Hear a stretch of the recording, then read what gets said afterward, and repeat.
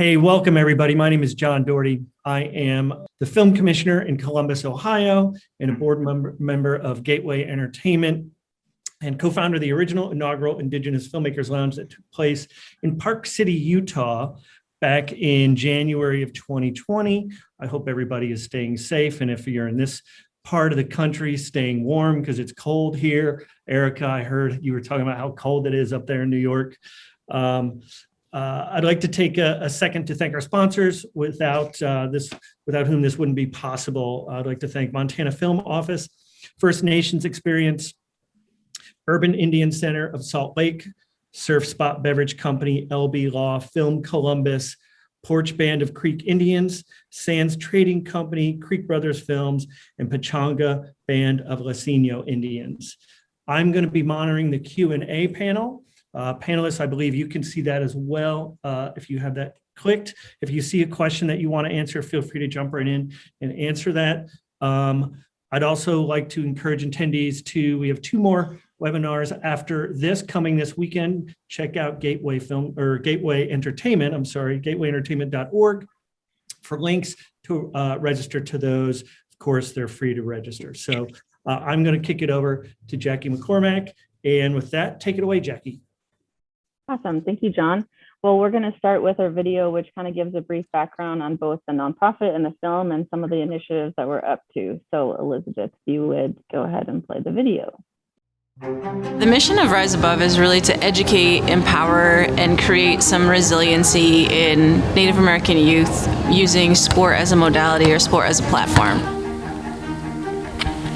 And it's only sport because that's what I know, and that's what I did, is I used sport. Her grandpa and grandma would take them to all Indian basketball tournaments and with the older girls, so like high school and even adults. So they'd throw her in there and you could see that she was ready to play and she wanted to play. She wanted to show that she was capable of. You know, when I went off to Illinois State, I stepped foot on campus, I knew that I had to give back. So Rise Above was founded in 2015, but the idea of Rise Above started way before that. I'm excited about the kind of work that Rise Above is doing, working with adolescents for most of my professional career, and just seeing how our teenagers, they just need somebody that is committed to them. With 4, Jackie's gotta get a shot off. He does. Too often we spend too much money on the reactive side, the treatment side. Let's put more effort into the preventive side, guiding people and getting kids to go down the right path before they ever get down a wrong path. When I think of Rise Above, I think of a mission and an organization that's going to touch a lot of lives in Indian country and give hope to a lot of people who've been disenfranchised for a long time. Our goal really is to make Rise Above a national program where Native kids all across the country can be proud of. And, you know, we all want to be a part of something bigger than ourselves. It's more than just basketball. It's about the mentorship, and I believe it's about hope.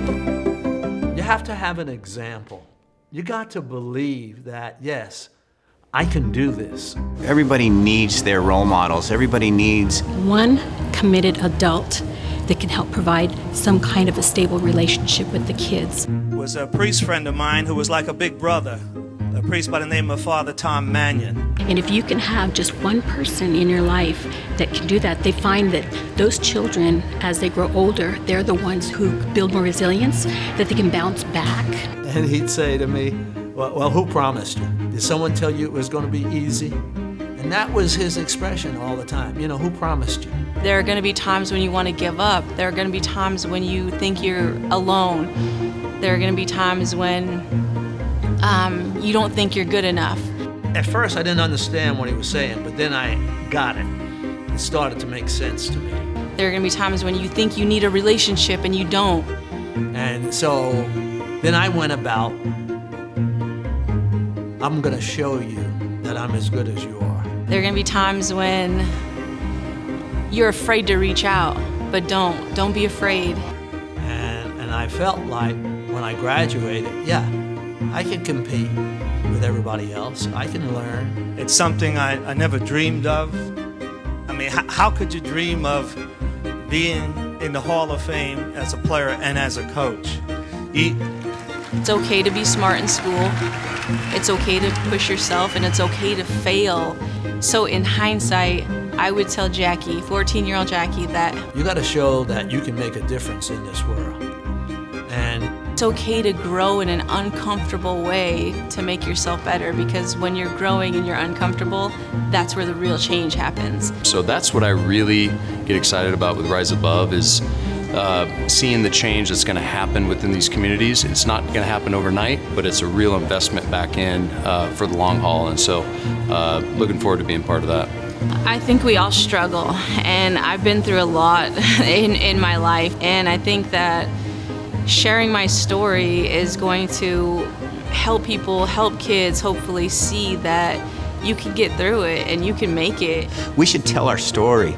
You know, unfortunately in America, for the most part, who are the heroes now? We don't have, as Native Americans, we don't have somebody in mainstream media. We don't have movies about this. And Jaci has been there. She's experienced it. And so if they can see that, hey, she can make it, then maybe I can make it. Regardless of what you go through, there's hope. There really is hope.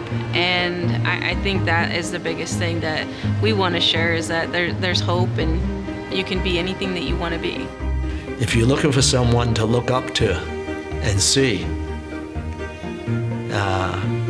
here's her story, and we need to tell it.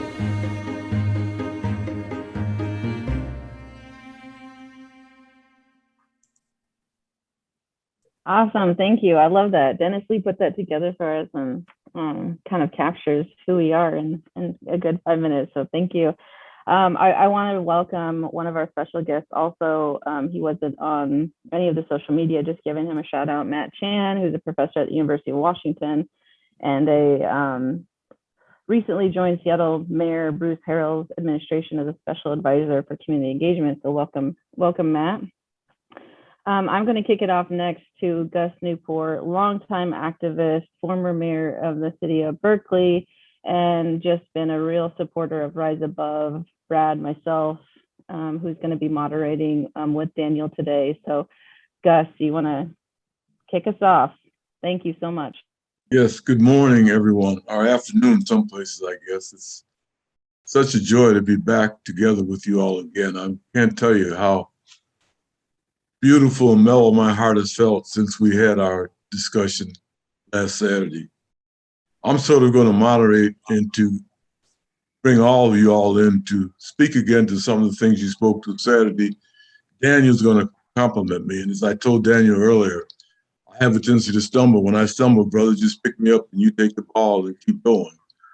So with I that, don't think that's gonna happen, but I'm here. So with that, what I'd like to do, call on our first guest, and that's my brother and friend, Danny Glover. Danny, you've talked about how activism led you to acting. Could you expand a little more on that? And also, what you've seen in the film industry in terms of representation since your career began. Brother Danny Glover. The question always that I found, find some sort of cohesiveness to what I'm going to say in the industry itself was whose stories are being told, whose stories become important, and whose stories become a narrative, the narrative of what we consider the national story. And certainly when we think about from the first moment, what is the narrative for First Nation people? And it's been consistent throughout an ideal of a country that was taming the uncivilized, et cetera, et cetera. The stories have always treated First Nation people as quote unquote savages. That beginning of the film industry. The wonderful thing about film, mind you, is that you're able to create a construct in which you want to define and say what things are important, what things are relevant, what things are not relevant. And that's the thing about film, has the possibility of doing that. When the first advent of film, the first usage of film was for that in some cases, over its more than 150 years of existing, it's always been used to support a narrative. It is our responsibility and our opportunity at this particular point in time, because of the liberalization of film and everything else, and the wide usage of film, that we can tell the stories that we want. Those stories are vital. Their stories are vital. What I've watched and grew up on, I saw the image of African Americans change, began to be modified just by watching Sidney Poitier move through space. In that sense, gave me an idea of myself, or Harry Belafonte, or other those pioneers, those who changed the narrative and took the narrative somewhere else and used the narrative supporting who we really are or who we can be. The beautiful thing about film is, I was thinking about Eduardo Galeano, the great Uruguayan poet and journalist. He said that we're all made of the same anatomy. We all have the same kind of heart. We all have the same hands and everything else. But what distinguishes us is our experiences and our stories. What distinguishes us. And once we elevate our stories, we're elevating not only our own humanity, but all humanity as well. And in the course of action and the course of what we're taking this, and the way in which we take the possibilities of Jaci's stories can illuminate in so many different ways and various other kind of ways, and elevate not only her community, but other communities as well. Thank you, Brother Danny. And let me just say to the listening audience, we're going to introduce all of people to speak to that which was relevant, which we talked about on Saturday, but some of you all may feel free to ask questions when we get to the end. Is Lenny Wilkens with us? If not, I don't see him. Let me turn to Erica Tremblay. Erica, you've dedicated your life to storytelling. Why? What motivated you to become a storyteller, and why is it important? Do you feel like progress has been made recently when it comes to representation and storytelling? Sister Erica. Thank you. Hi, everyone. Such a thrill to be back here and speaking in this conversation, and just want to give a shout out and thank everyone who made it possible for us to be here today. So thank you for that. I was drawn to storytelling just as a kid, as a Haudenosaunee woman that grew up in my community, telling stories and communicating in that way just is just a natural part of being. We for forever we've passed down not only stories but knowledge, through daisy chained stories, and I just grew up surrounded by people who can just consume an entire room with a story, and it starts to roll around and change and ebb and flow. And that was always just really an exciting time for me, was to be around family and to be in situations where we were telling stories, and they were always different and things changed in them, and you weren't really lying, you just knew who your audience was. And I always found that to be such an amazing part of growing up in an Indigenous community. And I've always just wanted to be a good storyteller, and I've wanted to make people laugh or cry or move them in some way. And I had a lot of really great mentors growing up with wonderful stories that showed me how to do that. As far as representation goes, I think, I've been lucky enough to work on some amazing projects. I've worked on Reservation Dogs with Sterling Harjo. recently sold a series with Sterling. I'm working on this amazing film. Also working in another show that will be coming out this spring that has an all Indigenous cast and had an all Indigenous writers room. I think that if you ask me, just like for the past like 2 years, yes, I'm getting a lot more calls. Yes, I'm getting in a lot more rooms. But I mean, just because I'm listing off 3 projects doesn't mean that that's enough. You know, we're starting to see the change. We're starting to see representation happen, but it's not even close to being where it needs to be.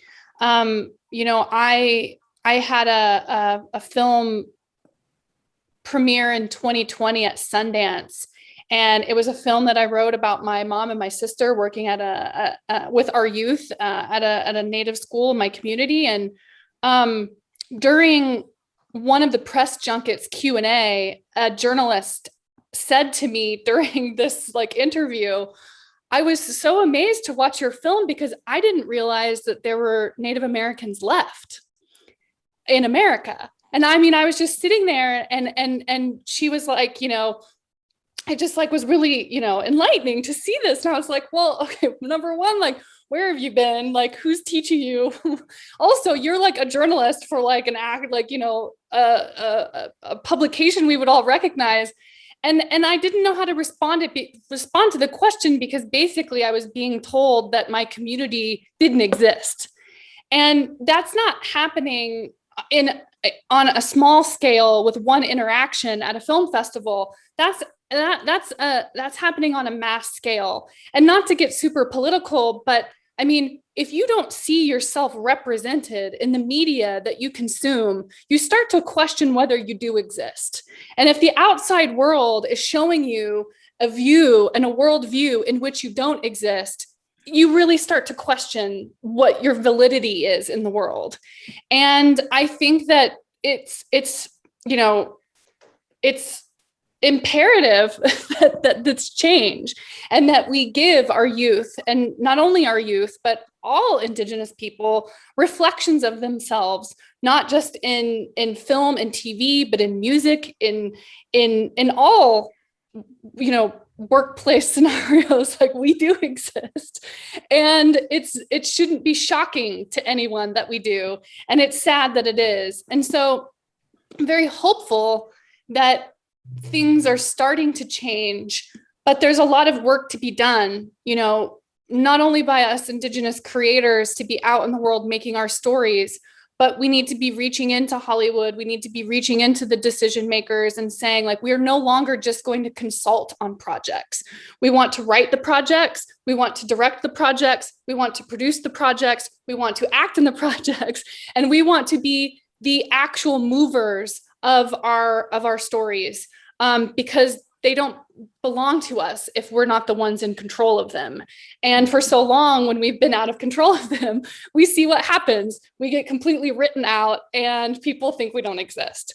So I'm just so grateful to start seeing that change. And I think that a film like Rise Above is not only going to be entertaining and be something that people want to watch, but it's vital. It's necessary that we have reflections of Jaci's amazing story on the screen for our communities to mirror her success. And so I have hope that things are changing, and I know that there's a lot of work to be done. And having conversations like this with you all just moves the needle further and further in the direction that we want to go. Thank you, Erica. You know, you make me feel like a child again. And as I said, you know, being my age in the 80s, my granddaughter says I'm 4 years old in baseball. But these stories are so great. They give us just such a bit of inspiration and knowledge and intelligence. I also wanted to say, too, to everybody, you know, feel free to jump in as well if something that one person says, you know, get something in you that you want to express. You know, we can have it be free flowing as well. So, because I know a lot of people have a lot of related experiences and stories about all these topics, you know? Definitely. Next, we're going to call on Dr. Martina Whelshula. And she told us some stories actually before we went on air. I mean, about the owl in Hawaii and various things during her dissertation. And we just decided now, we got to sometimes correct those dissertations because the academy tells us one thing, but it doesn't give us that true oomph in the feeling and this, that. So Dr. Martina, please come and talk to us. Why has halt in Chais Chris Martina Whelshula with Skinwalks intem Hulaus and Eichs with a Sinchaliuch, can limt can a lacken and heaton. I'm Martina Whelshula. I am from the Arrow Lakes Nation, the Sinaichs. We are the people of the speckled fish. Coming from Spokane, Washington, I always call myself a displaced res girl because my hometown's on the Colville Reservation. And I'm just really, my background's been in education, Indian education, and behavioral health, working with intergenerational trauma, addiction, and those types of things for our communities. And I just wanted to piggyback on Erica when you're talking about just kind of this sense of, I grew up in the 60s and the 70s, right? And you can imagine the kind of television, movies, shows that I saw depicting Native Americans. It's the John Wayne kind of, when we were growing up and the kids wanted to always be the cowboys, nobody wanted to be the Indians type of a thing. And I think about a stand-up, I think it was Chris Rock. He says, I saw a bear riding a bike, but I've never seen a Native American. And that just it hit me, right? As a young parent, my husband and I, we take our kids and we did war dance exhibitions and we go to schools. And we went to a school district out here in the Spokane Valley when our children were younger, and we were doing a war dance exhibition. And so I would talk about the origins of the dances and those types of things. And we were taking a break around the drum, and the principal had brought us some water. So we're sitting there drinking water, and all the little kids were kind of surrounding us as we're sitting there taking our break. And one little boy says to us, "Wow, you drink water just like we do." And my husband says, "Wait till lunch. We're going to eat pizza just like you do too." But it hit me. And those are those aggressions, those microaggressions that every time you're confronted with something like that, it's just, you just kind of feel that the pain of that, and the reality of that we're invisible, that we're only seen in the context of history. And like Erica says, a lot of people don't even believe that we even exist anymore, or I mean, it's just even my children, right? Them growing up in the schools and just some of the feedback from their classmates. And I just think about how, going back to then Dances with Wolves, right? That was one of the first movies that I experienced where they humanized Native Americans, where I'm like, okay, watching it, I'm like, okay, they get like our Indian humor. It was funny. It was sweet, those types of things. But then in reality, the protagonist was still a white man, right? And the natives were the supporting casts. And so it was really about that story, but it kept us in history, that we're still a historical people, that we're in the past kind of a thing. And I think that when we look at Jaci's story, she brings us into the present, and she brings us into real kind of stuff, not just kind of this fantasy of Hollywood and the movies and how people want to, from their perspective, portray us. This is really a story about a real person, a real young woman, a child, growing up in a reservation community, going through all of the things that she had gone through. And then being able to take that and just her own experience of pushing through and driving through a lot of what we've experienced through intergenerational trauma, right? And so that even takes even more courage to be able to kind of push in that way. And I think that children, Native children and myself, just as a mother and a grandmother, being able to finally, we get to see ourselves portrayed in this true sense of who we are and just the beauty that comes with it.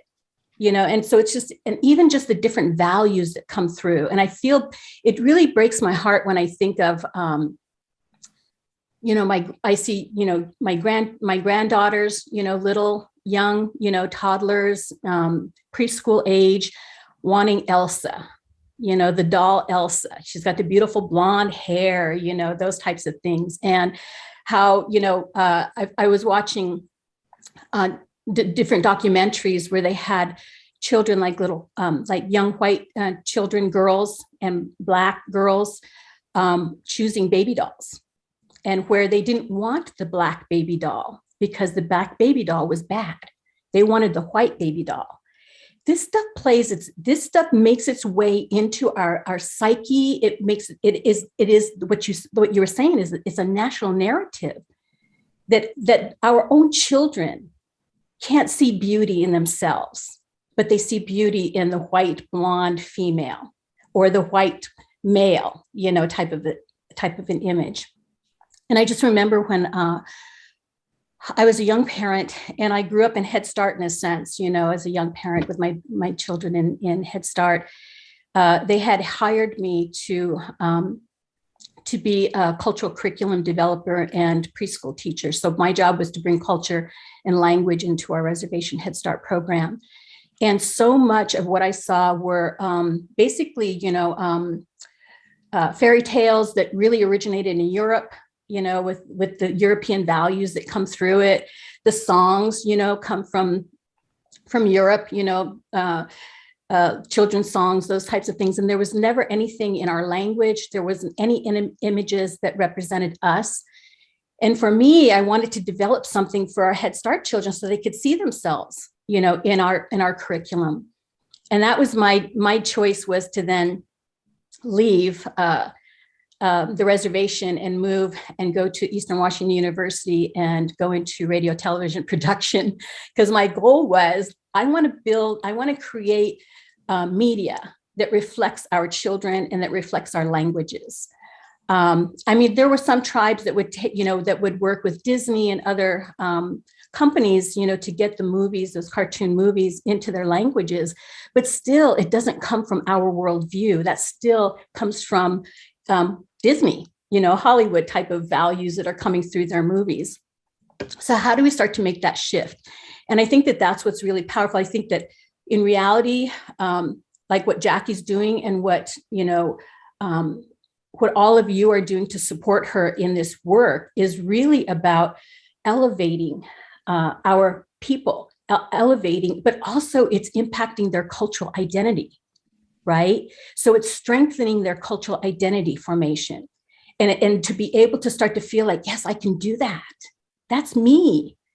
And hopefully that it sets, it starts to set a precedence, where, like Erica's talking, that we start to see more and more where our people are at that table, that we're funding those kinds of projects, that it becomes more, that it's not just one genre, that it expands, that we're able to see ourselves in a lot of different capacities, but I think sports really gets to us for the most part. And I love that Jaci's a female athlete, because, we need some good Native women out there, doing this kind of good work, to really help our young girls see themselves in that way. Forget about, being in Frozen, you could be a good basketball player or a soccer player or whatever you want to be. I have grandkids who are all into sports, and not only is it fun for them and that it helps build their self-esteem and build character, but it also helps them when we talk about kind of the neurobiological healing that happens, when you get exercise, and we're able to engage in sports, that it's really helping to heal the brain and the body, when we talk about healing trauma.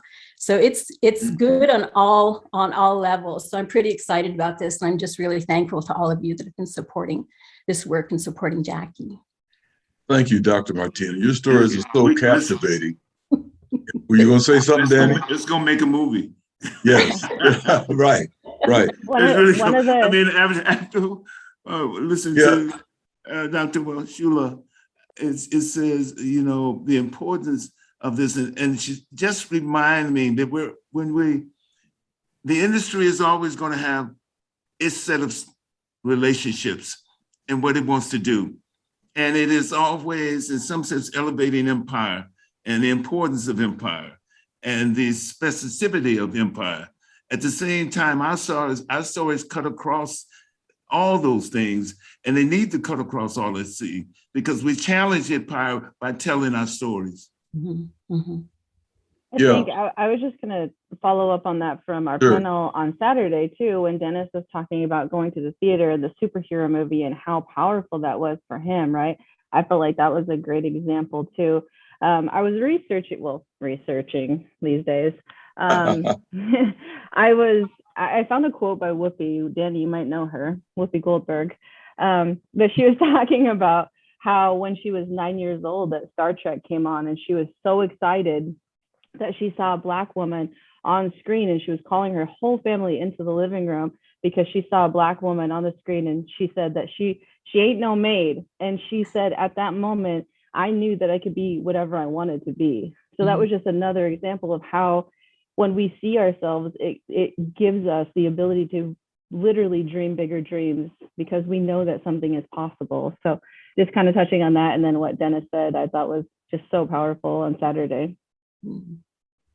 Right. At this time, I'd like to call on Brother Phil Haugen to introduce himself to us and give us some more of his stories. I also notice I see a square for Lenny Wilkens now, but I don't see his picture. Is he around? Because we want him to say something. But Phil, please come forward.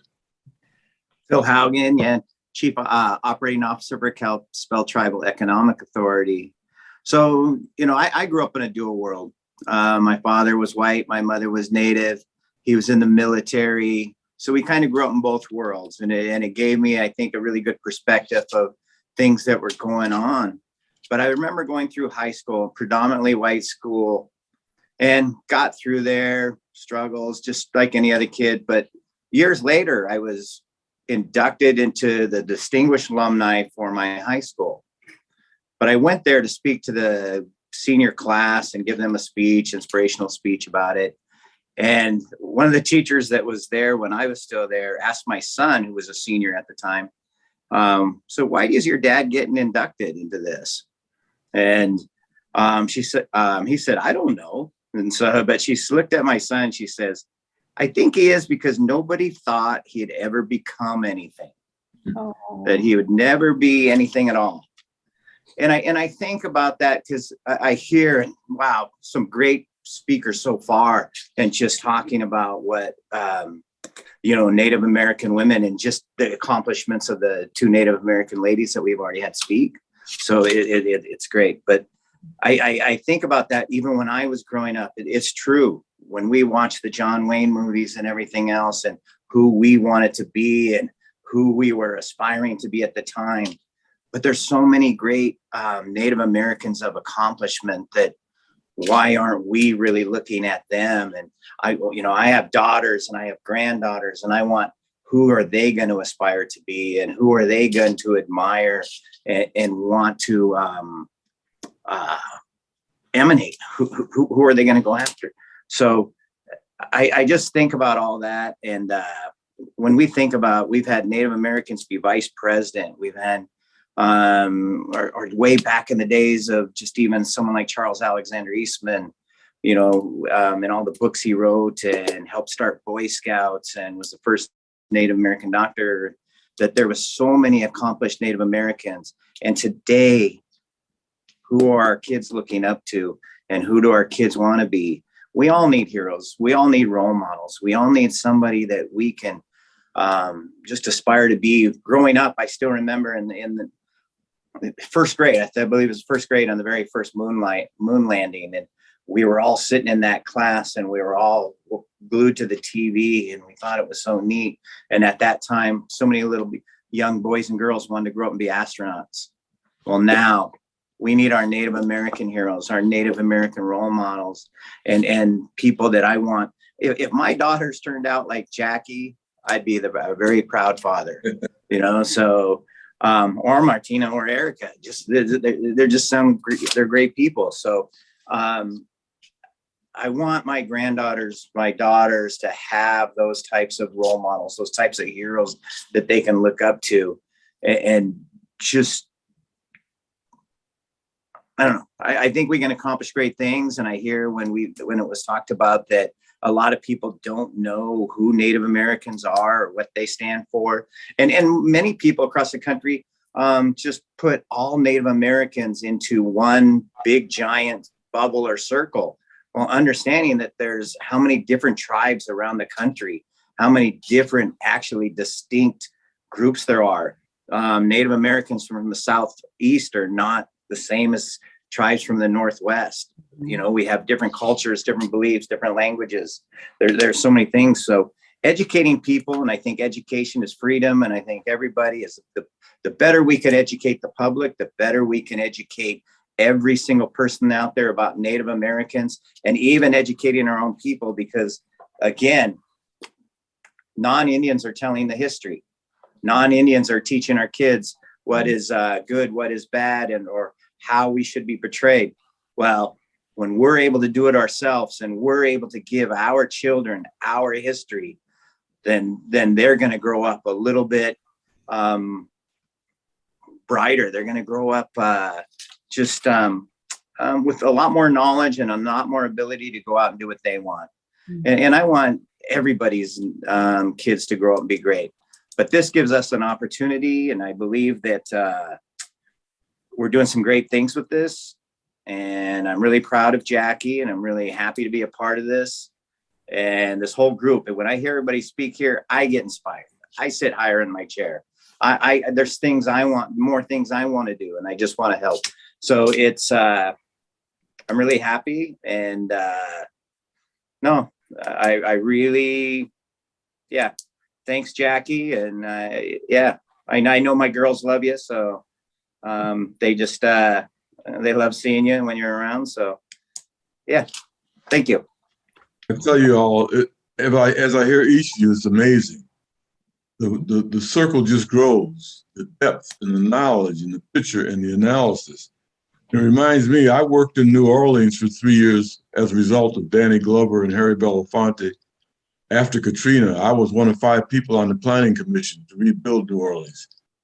Danny used to visit often, and we went north of New Orleans to where there was a native tribe that had a woman chief. And some of the stories they shared with us that exposed how the oil industry was allowing the land to, it was just something that is not written in books or movies or anything. It is such a time for us to have this. Now I'd like to, let me see, call on Brother Willie Frank III to come to us and share with us his stories. Hey, good afternoon, good morning, depending on where you're located. My name is Willie Frank III. My Indian name is Kulashkid, and I'm the chairman of the Nisqually Indian tribe. I'm very honored to be here today with this all-star cast that we got here, but also to be here to support Jaci. I've been on tribal council here at Nisqually for the last 12 years now, and I'm in my first term as chairman. I was elected in May of 2021. So I'm very honored to be in this seat and have this opportunity to sit on this panel with the all-star MVP cast that we have here.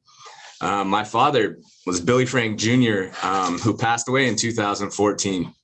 My father spent his life protecting our treaty rights along the Nisqually River, protecting our tribal sovereignty, and really, more importantly, protecting our salmon for future generations. And I am a fisherman on the Nisqually River. I fish in the same set as my brother, my grandfather, and my father. So there's over 150 years of our family fishing in the same area. My father, he was arrested over 50 times for fishing on the Nisqually River. And in the 60s and 70s, when the fishing wars were going on, my father, he had the opportunity to march with Dr. King and many others. He worked with Harry Belafonte, Dick Gregory, Marlon Brando. I mean, at this time, it was really, for us here in the Northwest, it was our last fight, and it was the Indians' last stand. And, my father, he spent his life committing to protecting, really, I think about the next generation. And here you are, you're seeing that next generation of leadership step up and want to sit at the table and make these hard choices that we need to, especially for our youth, for our people, and really just, I think, humanity, the way we've lost respect for each other and how to communicate with each other. I see that as something that, you know, we can't control anybody else's thoughts, but, you know, putting that good energy, that good message out there, you know, I think that's the way we start going forward in 2022. And I have had the chance to, I'm going to be honest about Jaci. Like, I was such a fan of Jaci before I met Jaci. Like, I used to play in a lot of native tournaments, and I remember going to watch Jaci. I think it was 2006. We went to Lapaway for a tournament, and like, we were playing in the men's bracket, and all of a sudden this lady walks in. I didn't know who Jaci was at the time. I hadn't seen her in like 5 years. I remember her story from college. And my wife goes, "Hey, that's Jaci McCormack," like a legend status, you know, where you know, it's that myth of like Jaci, you know. And so I had the opportunity to watch her play. And, you know, fast forward about 10 years later, Jaci and Brad reached out to me. I went through my own trials and tribulations in my life. And I struggled with a opioid addiction, and I've been clean now 7 years from opioids. And at that time, Jaci and Brad reached out to me, and they said, "Willie, we want to hear your story. You know, we want you to be a part of really letting the youth and the next generation know you make mistakes, but that doesn't determine who you are." And, you know, I think about that every day. And I think about the ups and downs of life. I lost my mother to cancer in 2001, and of course my father in 2014. You know, at that time, I really hit my low point, but, you know, staying positive, working hard, you know, surrounding yourself with good people. You know, I feel like that it's going to take all of us coming together to change the narrative out there. And of course, everybody on this call are doing that. You guys are all doing that in your own way. And it's amazing to sit here and listen to the stories today and hearing it all come back together. So I am, you know, a big fan of Jaci, of course, and many people on this call, but the Nisqually tribe, one of our main goals here, we have a very young tribal council here. Our goal is to really, you know, build this youth and bring that sense of pride back to our Nisqually kids and that next generation. And I grew up in public school. My mother was a Jewish woman from Detroit. My father was a full-blooded Nisqually Indian who grew up along the Nisqually River, you know, 60 miles south of Seattle. So I have a very unique story, but I was, you know, I lived in the best and worst of both worlds, and I went to public school. And, you know, coming back now 20 years later and going back into the schools, we have built that relationship within the schools to where we have a Nisqually flag hanging at every school in our North Thurston school district. That's 23 flags hanging at every school. And we've never seen that before in the state of Washington. And so it shows the commitment we have, but also the commitment the school districts and others have when we can get in front of them and really just tell our story. And that's what Jaci's doing. And that's what we're doing is we're telling our story. We want people to know who we are as Native people. And, you know, our history is passed down through stories. You know, it's that oral history that we have. And I'm so grateful. And I feel like we're the last generation who grew up with the elders, and excuse my language, who went through the shit, really, that blood, sweat, and tears to get us to where we are today. And so, you know, our challenge, and I see our challenges for Indian country and for Nisqually is, how do we build the youth up to get them to want to succeed in life, but want to go above and beyond? Not just that sense of entitlement. What does it really mean to be a Nisqually Indian, a Nisqually tribal member? You know, there's different, you know, responsibilities that come with that. And I talk to my council every day. It's about being good stewards of the land, being good people, and really, you know, we're only here for a short period of time. So we need to do everything we can do to assure that this will be a better place when we leave this place. And as a fisherman on the river, we don't fish as much as we used to. And it breaks my heart and all of our fishermen's. But I don't want to be that generation that is holding up a picture or at a museum of seeing a salmon. You know, hey, this is what we used to catch in the Nisqually River. They used to be so big that you could walk across you know, there's so many fish you could walk across their backs across the river. And so, you know, really that's what my goals are, to work with Jaci, to work with everybody on here, and just build that real partnership and foundation for the next generation. So thank you guys very much. Hey, Willie, you might have a new best friend in Zach Carruthers, Portugal the Man member. He's an avid fisherman, and I know that he would love to go fishing with you. Well, I am definitely, yes, please. Yeah. Everybody on this call, I would love at some point in the next year, preferably springtime or summer, to get you guys on the river and show you guys, because my grandfather, he lived to be 104 years old. He was the last full-blooded Indian and the last of our language speakers. And so now it's good to see we have 2 language speakers on council. We're reawakening our language. But the one thing I'll leave with is my grandfather said that Nisqually Indians used to live in paradise before the white man came. And I think about that a lot, because really, I think we can get back to that paradise again and find that balance in life. But it takes all of us, committing to wanting to see that positive change and live a good life. Really, happiness is we need happiness right now. I'll just leave it at that. Thank you, Will. You present such a great picture. I remember my father used to take me and my brothers up to the Adirondacks to go fishing when I was a kid. And there were a lot of Native brothers and sisters up there.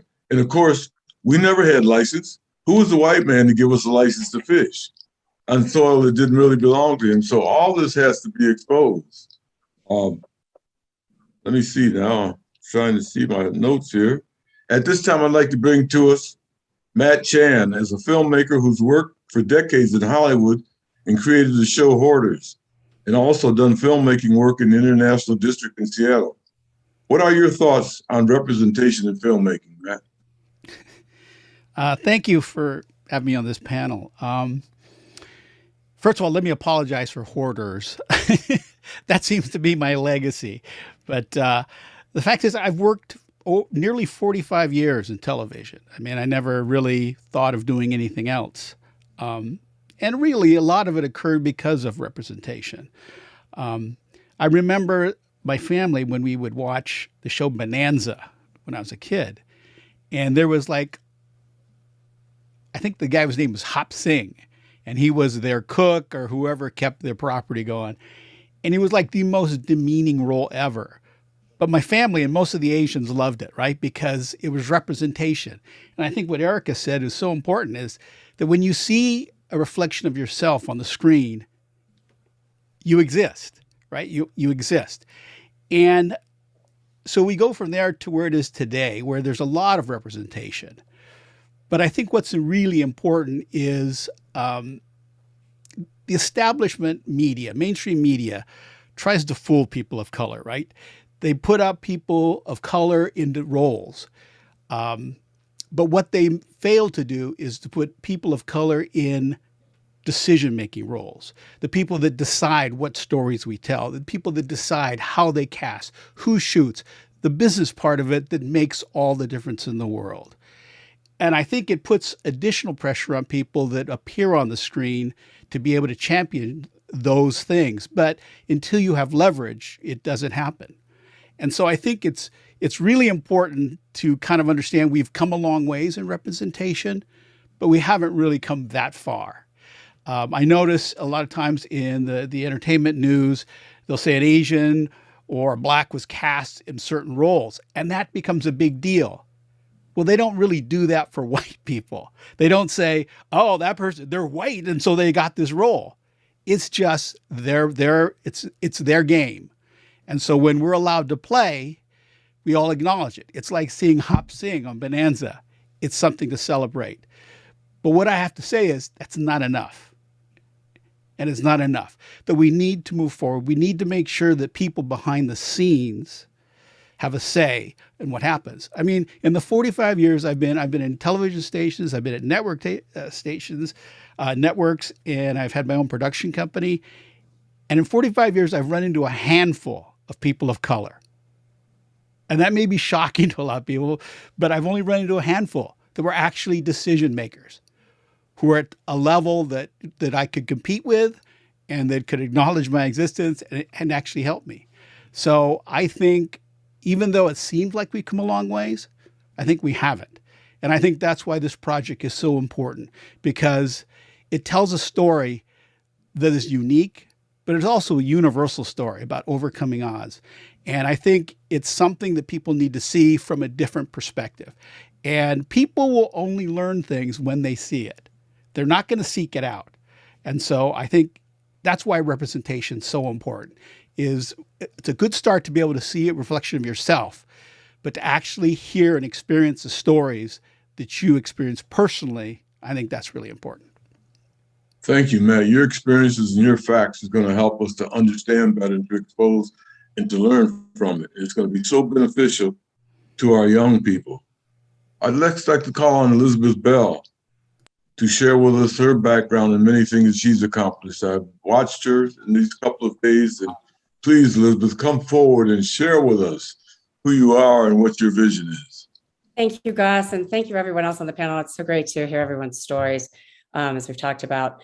My own personal story isn't not unfamiliar with some of the stories that have been told here. I mean, my first introduction to the industry, and one of the reasons we do Gateway, which I'll make the connection here, but I was just 17, and Jodie Foster brought Little Man Tate to Columbus, Ohio, where I grew up. And it just happened that one of the locations they were using was a motel that my dad was the night clerk there. My mom was the accountant and day manager. And I used to clean the pool and the hotel rooms during the summer. So I was there. It was July of 1990. And, or sorry, it was 1990. And there was this one night, and it was years later. I didn't really even realize the impact of this experience until many years later. But my friend and her boyfriend at the time, now husband, and I sat there for 2 weeks, just hands on the fence, watching them transform, this motel into a Florida motel, and just the magic of Hollywood happening firsthand. And what I realized years later, why it made such a big impression on me, wasn't just the magic of Hollywood, but it was watching Jodie Foster direct this huge production and seeing this relatively small in stature woman just command this entire crew and make this magic happen. And at that time, I didn't realize how underrepresented women were in film. And I still are today. I mean, I think behind the scenes, behind the camera, women make up less than 30% of the representation. Directors are still less than 20%. And we actually lost ground in 2021. We were about, I think, 17, 18% of the directors in the top 250 films, less than that when you get to the top 100 films. Women do best as producers in the industry, but we're still only represent about 28% of the producers in the top 250 films. So behind the camera, women still have a lot of ground to make up, in addition to all of the stories you guys are talking about with people of color, and we feel much the same way. And as a producer and attorney in this business, I'm in that group of people that is very male dominated for the most part. I've been really fortunate. I've had a lot of good opportunities, but I see it firsthand. And one of the reasons Eric, my partner, and I created Gateway along with John D from the Columbus Film Commission was because of that experience. One, I knew firsthand how having exposure to the industry could change a career path. So not only am I here in Hollywood, but my best friend at the time and her husband are both, they actually came out to Hollywood before I did. She's a writer and showrunner. He's in physical production. We both, those 2 weeks changed the direction of what we wanted to do with our lives. And so I know how important just having an opportunity, just being given a chance to have some exposure and being shown that it's possible. And Jodie took time. I mean, I have a picture of her and I was, it didn't look like anything that you were necessarily going to pick up and want to take under your wing at the time. I was a young, sort of youth and kind of misdirected myself. And she took me aside and she talked to me, and as we showed interest, and then just having that experience made such a big difference. So when we started Gateway, a big part of what we wanted to do was focus on the behind the camera. And having worked in the industry for a long time, I also know that there are great careers that can be created. Most of the people I know that are working in the industry, you're never going to see them on screen. You're probably never going to see them on a red carpet. But watch the credits. They're there every day. They show up. They do the work. They do the hard work as a member of the crew, making sure that the magic can arrive on screen for everybody. And it is a very insular business by, not necessarily by design, but just kind of by the way it works. Like once a creative team has found people they like to work with, that's who they work with on the next one and the next one and the next one. So getting that first job is really difficult. But once you're in and you do well, you're in. So just as a matter of default, because the makeup of the industry has looked one way for so long, the crew kind of looked one way for so long. And so a big part of what our job is to try and just open the door, give somebody an opportunity to be a PA, to mentor with a cinematographer, to train with a department head, and get that first introduction. And what we found is, and I think it was really illustrative of the crew panel we had on Saturday, is there's some really great young native crew people who they got that first job and they have just run with it. They have not looked back and they're doing amazing things in the industry, but it takes that first job. And so that's what we try to do with Gateway, is create that first opportunity to get people in the door. And I think that, ties into exactly everything you guys are talking about. And, we know from personal experience that it works. You just open the door and people can then take it from there. Just given an opportunity and a little bit of support, the creative elements shine through. Thank you, Elizabeth. We constantly have to be reminded how this male-dominated society limits women who are brilliant, intelligent, are the creator of people, and that's whatever else. And so much of it, as you talked and so much of it, I think, is just inertia. I mean, it's not that, I'm sure there's folks out there that, got a particular bias, but so much of the industry is inertia. It's just because it builds on what it's already built. So unless we stop the inertia, create new opportunity, open doors, it won't change. All right, thank you. Going forward, we got a couple of more people here that we want to bring in. And Daniel, I want you to jump in at any time. Like I told you, I have a tendency to slip, brother, but we've got Eric Parmenter. Amazing. We've got Eric here and we've got Zach. So Eric, why don't you jump in? I'd like to jump in here real quick and I'd like to jump in and piggyback on what Elizabeth just said. My name's Eric Parmenter. I'm one of the co-founders of Gateway Entertainment, and very proud to be here. Proud. It makes my day that all of you people took time to get on a panel we put together. That's huge for us. I mean, we came about this from trying to create jobs for underserved communities. And we're both kids from Ohio, southeastern Ohio, where lots of opioid problems, lots of stuff, not a lot of opportunity. And we're blessed to be in Hollywood and do what we do. Well, we're certainly appreciative of who you are and the fact that you helped create this. So please don't step back, brother. Keep stepping forward. Yeah, thank you, my friend. And I'm just so proud to have Elizabeth and John D as my partners, Pete Sands and Loretta Toole as my other board members. We've got a great team here, and we really want to create the support and the background, the backdrop of all of the great writers and directors out there, and make sure they've got the support to make their art authentic, and then raise the game for all of these other peoples to be in the industry. Thank you very much. We appreciate it. Is Lenny Wilkens here yet? If not, we've got both Eric and Zach. So Zach, why don't you say a few something? Then Eric, you say something, then I'll sort of throw it to Daniel. And at the end, back to Jaci, because this is Jaci's movie. We're all here because of Jaci. So go ahead, Zach. Thanks for having us. I'm Zach Carruthers from Portugal the Man. I'm here in Troutdale, Oregon on Cowlitz, Chinook, and Clackamas land. And yeah, I just wanted to say thank you for bringing us in and letting us be a part of this, this amazing project. And we've got to hang out with a lot of you folks and just had the absolute best time. The vibes around this whole thing are just so good. And so we're musicians. We're in a band called Portugal the Man. We also have the PTM Foundation, which elevates Indigenous voices, which is how we got hooked up with this. But in the end, we're artists, we're storytellers ourselves, and we're just we like listening. That's kind of more of our job than performing.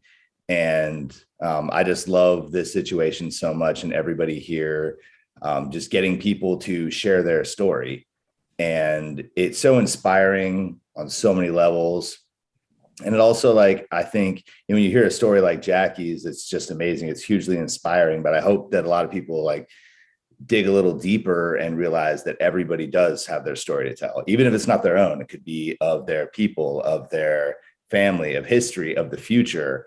It can be complete, you know, fiction. It can be anything, but just everybody's got something inside them to share and make the world a little better. And, you know, I'm not what anybody would call an athlete, but when it comes to stuff like this, there's something that's so amazing about sports and music and everything, that it is, it's simple, and it takes away a lot of it just brings everybody down to kind of the same level. Like Eric and I, we were lucky enough where, you know, our dads had some guitars, a guitar or two laying around the house, and we had that tool to start picking it up and learning. And I know that a lot of people don't have that. That's why even I've never been super great at sports, but I've always respected things that, like basketball, like soccer, like boxing, like running, like things where you don't have to have a whole lot of resources. And it really just like casts the net very wide to figure out the talent, and know that you know, Mike Tyson growing up, you know, fighting in the streets, never having proper training and stuff like that. Same with soccer and basketball. It's something that you can just really work on yourself, and that kind of everybody has everybody has access to something like that.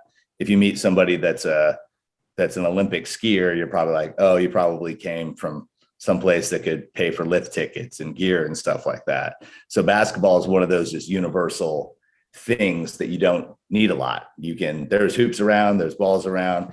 And I hope that really inspires people. And you don't have to be amazing at something like Jaci is. Everybody still has something in there, and thoughts and things in their head. And I just want people to be inspired to use that to make the world better for future generations. Eric, what's up? Hey, man. Well said. Jaci McCormack, you're my hero.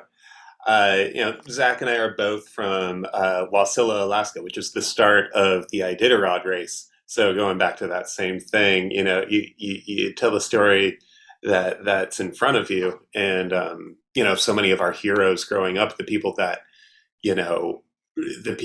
were on commercials and, you know, had the sponsorships were dog mushers. And our singers, mother and father, both finished the Iditarod, but like both, you know, the Iditarod finishers and champions and the dogs were celebrities in our town. And those are heroes, and we need heroes. And so many times, you know, you want to find a way to tell your story. And we're musicians, so we kind of found that river to sail it down with music, and that's how we get to continue telling our story. But so many comedians and filmmakers and authors are just, you know, holding a paper boat, and they're looking for a stream to send it down. And the best heroes that we have are always in sports. You boil it down to the basic elements, and like Zach said, if all you have is your voice and your ability to tell it, the best way to kind of expand that and to amplify that is to participate and compete. And we're just in awe of everything that Jaci does, and just this whole panel. Thanks for having us. It really means the world to us just to be able to listen and participate. Well, you know, the world is certainly better because of you artists, because you translate the visions and the things that all people do. I'll never forget 1985 when I was the mayor of Berkeley. I was invited into El Salvador during the Civil War after Archbishop Romero was assassinated. And they took us up into the mountains of Chalatenango and whatever else. But the interesting thing, even though we were coming under bomb attacks by American-marked airplanes and whatever else, the people were talking poetry, singing, and defining through art what it was they wanted to do. So the richness of all of this is such a learning situation. And Jaci's story is going to bring this to us holistically, wholeheartedly, from a relevance that's going to make everybody in this country understand who was the original people of this country, who founded it, and why they need to be in the forefront of defining what it should be as we go forward. So with that, Jaci, might you want to say, it's your story. So can we hear a little bit from you now? Because we're all here because of who you are and what you brought to us. Well, thanks, everyone. This is just another, amazing panel. I just thank each and every one of you. So excited. I really couldn't have dreamt up when we founded, Brad Myers and I co-founded Rise Above about almost 7 years ago. We always say that we didn't know how to dream big enough, because everything that we've set out to do, it's totally surpassed any goal or any dream that we've had. And I really attribute that to meeting folks like you. And the way we meet folks is really very organically. And I say this all the time, I said this on Saturday, but all the folks that we come across, all the people, they have servants' hearts and they're giving back. And it's truly, it really makes your work a lot easier when you're doing things for the right reasons and for the right mission and the right cause. And I couldn't have, if you would have told me I'd be sitting on a panel with, Danny Glover, Portugal the Man, Coach Wilkens, and, the rest of the folks, like, I wouldn't have believed you. But I think the power is really living authentically, being your authentic self and wanting to do good. I know Dennis Lee isn't here today, but really taking his vision of once a movie about Resbald to my life story to, meeting Erica and having Erica, write the script, and through her voice of an Indigenous woman and her experiences is just so powerful.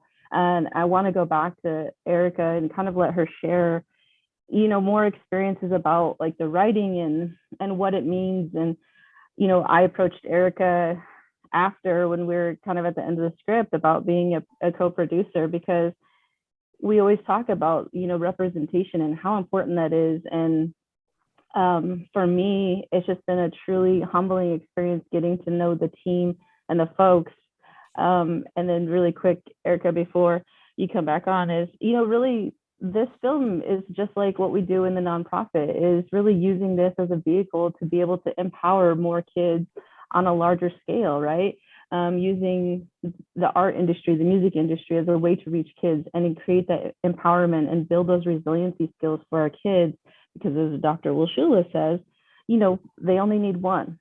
Kids only need one person in their life, and it impacts their life dramatically. So if we can do that, whether it's through a movie, whether it's through music, whether it's through art, I think that's a win. And we have some really exciting projects even outside of the film, where we're hoping to, bring in Portugal the Man to do, the music with the kids, and with our Rise Above centers and all of the exciting things that are happening is, just using it all as a modality. And the kids, Coach Wilkens says this all the time, he's not with us today, but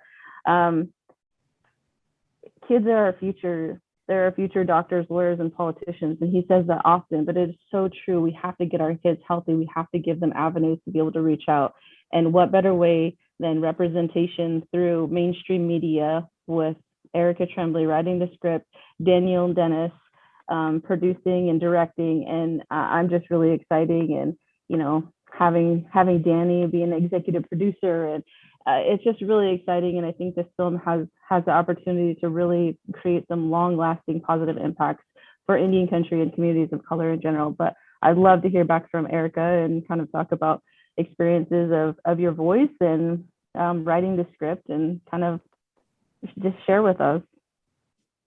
Well, thanks for that, but more thanks for just all of the work that you've done. And I mean, everyone here, we are all here because of you and your story. And I'm just so grateful to have had the opportunity to work on this script and work with Dennis and Dan and everyone on the team. It's just been such a, as a Haudenosaunee woman, like, to me, collaboration is how you get anything done. And I think in traditional Hollywood, you find that that's not the case. And everyone's clamoring to be at the top, and everyone's clamoring to have more power than the person below them. And what a refreshing experience it has been to write this project with a team where no one has any ego. The only ego that we have is that the film that the film thrives, and that's our shared goal. And just the brainstorming sessions, and having all of the wonderful interviews that Dennis had recorded with you to work from, and the hours that we've spent brainstorming together and coming up with how we want to bring the story together and at what time period in your life we were going to pick. I mean, it's been such a pleasure. And I think that, this was said on Saturday, and I think it's worth reiterating that your story is my story. Our stories are all similar to each other. And that is why the story is so universal. Like, I think about, when you hear all the statistics that Elizabeth brought up, like, I think of being a young woman, a young, queer Indigenous woman that wanted to be a filmmaker, but looked around and literally saw no examples of that being a pathway that I could take in life. And I've done a lot of things, as a grown up, and I've fought to get to this place, to get to do this, and have it be something that I can put my full-time focus in. And it's not easy to rise above. And I think that, I'm not saying I am a hero in any way. I mean, we all reach conflict, or we all overcome things. And I think your story encompasses that journey in such a vital and important and frankly an entertaining way. I mean, nobody wants to watch a film about like a young girl writing in her journal every day about wanting to be a screenwriter. I'd much rather watch the film that all of the action takes place on a basketball court, and the drama of a community coming together and supporting a shared goal of getting these girls to the state championship is much more entertaining. But I think being able to have my own personal experiences growing up in my community, and being able to come to you and have phone calls with you where I'm thinking, like, does this feel right to you? Like, I think we should maybe make this change or move this around, and feeling that camaraderie between like Indigenous creators was such a gift. And as we continued to work on the script, and now Dennis will take it and make it this glorious film with his own input and his own point of view. I think that it's all about that collaboration and knowing that you can trust your partners because they have the best interest in mind. And, as we all sit here and discuss this, no one's here to make money off of this film. No one's here to further their career. No one's here. We're here because we want to reach kids with the message. We want to reach Indigenous people with the message. And when you come from that as your genesis of your story and your place of growth, the output and the outcome is transformative to be a part of. And so I'm just so grateful that I got to be a part of this team and continue to be, and I'm so excited to take on duties to help produce the film as well. And I can't wait until we're all sitting around in panels in a couple of years from now in front of audiences who just watched the film, because I think that that's going to be, the next chapter of the transformation for my own self as a person, but also seeing this project out into the world. So I'm so grateful. Thank you so much, Erica. No, you're not a hero, you're a shero. And, we all love and appreciate your brilliance, your intelligence, your analysis, whatever it might be. I'd like to call on Brother Daniel, who's been very relaxed and hasn't cut in here and picked me up when I was falling or whatever else, to say something. Then are there some other people maybe in the chat that we might want to be inviting to ask questions or something, Daniel? Yeah, I also want to make sure, anybody that's watching, from at home, we welcome questions in the Q&A. There's a Q&A function that you can send us questions if there's anything you'd like to know about. I think another thing too that we talked about, just the other panel that I know has been asked, is just sort of our timeline. And, things have been really going great. We're finishing up the script. We're starting to have conversations with potential financing partners, both within Hollywood and also within the Native community. And so our goal is to move forward with the right partners and shoot this later this year, and hopefully be watching it next year. So that's where we're at time-wise. All I would add to everything, all the incredible things that have been said is something I sort of said on Saturday, which is just that it's amazing to me to watch how, even though the genesis of this is one particular story, right, which is Jaci's story, and that's sort of what brought us all together, on this team, the number of different stories and histories that are coming out, even that we've heard just today, it just shows you how much there is out there. And I think that, to me, that's a real inspiration to continue to push forward, to use this story to get so many other stories told, to really make this the beginning of something that can get all of those stories out there. And as everyone said, there's a ton of work to be done to start to get there, but I think good things are happening, and we can all continue to push, to do that. And certainly that's my mission as being a part of this process, is to facilitate that in any way that I can. So, I don't know if anybody on our panel has anything else that they want to add or that they want to say. We sort of went one by one, but if this has sparked any thoughts or anything in anyone, or I don't see anything coming in through the Q&A. I just had a couple of things, Dan. I'm just real quick. And just going back to how this is everybody's story. One of the things we got after the panels on Saturday, we heard back from one of our young filmmakers that did the documentary on Lyndon. And he had watched our panel, the first Rise Above panel, and they were so moved by how much they related to the stories you all were telling. So, I mean, here's a community that's, miles away from and looks very different than the communities we're talking about, but absolutely the themes and the stories we're talking about completely resonated with those young filmmakers, and they were so inspired by the stories. So I think we're really, the whole theme of what we're discussing here matters for so many people, and people we may not even imagine we're touching in ways we haven't thought about. And just as someone who's worked, and my background, my first job in Indian country was straight out of growing up in Ohio. I was one of those people who didn't get a great education about what Indian country was about, so it was all very new to me when I first took an internship with the National Congress of American Indians. And I was very lucky, again, like you were saying, it takes that one person to help you. I had one really amazing mentor in Indian country who really introduced me to the diversity and the complexity and the richness of Indian country. And I spent many years in politics working with tribal leaders and cultural leaders. And so I knew firsthand, again, that there were these stories out there that weren't being told. And I knew it from somebody who'd come from a place who was completely ignorant for a long time because of the system that was set up. And then, given into a world where I got to know a lot of the stories. So when I got to Hollywood, I knew, I was like, there are these amazing stories out there. And I also knew there were amazing stories from the community I grew up in, that there was nobody in Columbus. There wasn't a Columbus Film Commission back then. So people growing up where we came from, this was not a world that was accessible to us. And I relate to what you're saying, Erica, because the closest thing I had to what we do now was music. So I started with, my brother was a musician and an artist. But I didn't come to that naturally, but I loved it.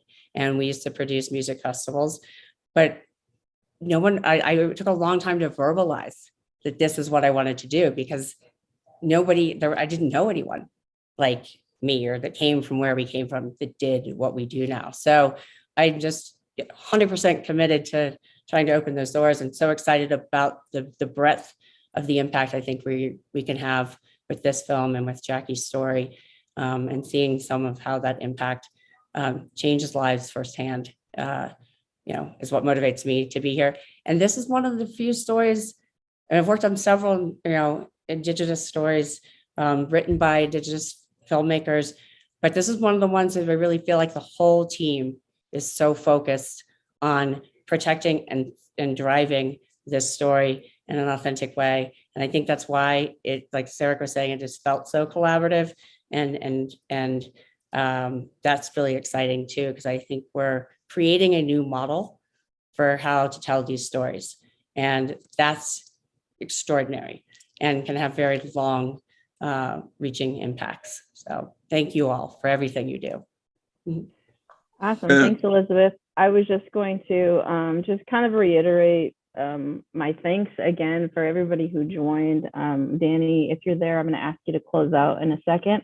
But I really just wanted to say thanks. And I know that we kind of talked about this on the panel on Saturday about the story and how it came about, how the movie came about, and the goals for the film is really to create a movement for kids to be able to have a place and become a national program. And, you know, Indian country struggles from a lot of things, but we also have so much talent and so much talent and so much opportunity. And I really want to really use this as a platform to really make a mark on Indian country for our future and our kids. And we talk about representation, and you know, I said that with Wilby's quote earlier, but it really does give kids the ability to dream bigger dreams. And I hope that with this film, if it impacts one kid, one family, it is all worth it. It's definitely overwhelming at times, but I'm so grateful for all of you for taking part in this and really supporting this project and moving it forward. I wanted to really just let Danny kind of close us out and give us some inspiration to keep plugging away and moving forward. Thank you. Come on, Danny. I spent most of this session just taking the notes of so many incredible men and women here who believe in this vision, and just to become even more excited about it, and the script that Erica is going to produce, just thinking of not the challenges, but the opportunities. This is the opportunity that we have here. And it's about uncovering something. It's in the way in which it's going to heal people, the way in which I think that cultural production should heal people, find ways to heal each other. And I'm so fortunate to feel so fortunate to be a part of this.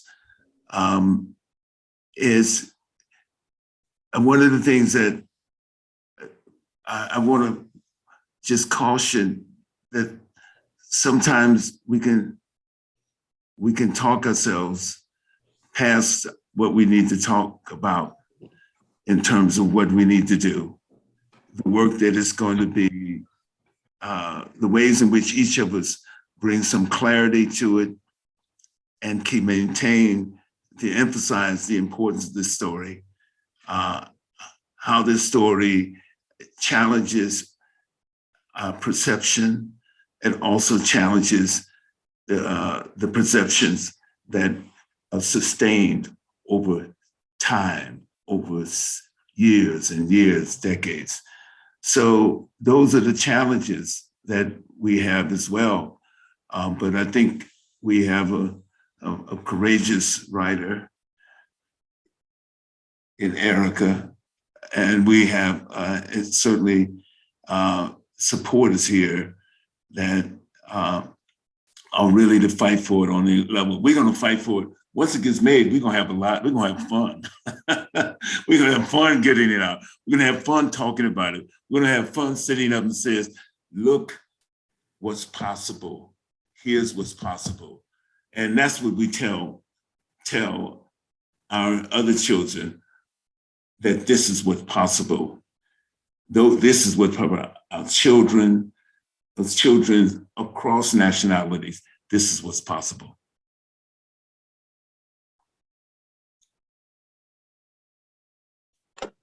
Thank you kindly. Again, thank all of you. And you all are just the most wonderful group of people I think I've ever on a large scale been a part of. When I talk about beloved community, this really reflects it. So going forward, y'all, we got a winner here.